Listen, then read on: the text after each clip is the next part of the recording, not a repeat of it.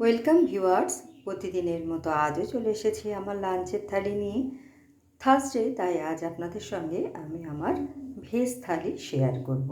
থালিতে আমি নিয়েছি সাদা ভাত, নিয়েছি শসা ও বিটকুচি স্যালাড হিসেবে। প্রথম পাতে খাওয়ার জন্য নিয়েছি আলু, সজনের ডাঁটা ও বড়ি পোস্ত। প্রথমে কড়াইয়ে সর্ষের তেলে বড়িগুলো ভেজে তুলে নিয়ে ওই তেলেই শুকনো লঙ্কা ও কালো জিরে আমি ফোড়ন দিয়েছি।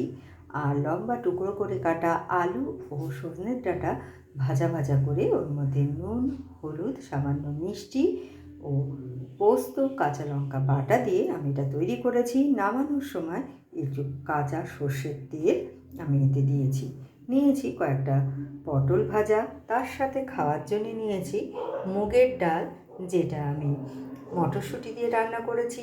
ফোড়নে দিয়েছি জিরে, তেজপাতা ও শুকনো লঙ্কা, আর একটু আদা বাটা দিয়ে আমি এটা নিয়েছি এঁচোড় আলুর ডালনা।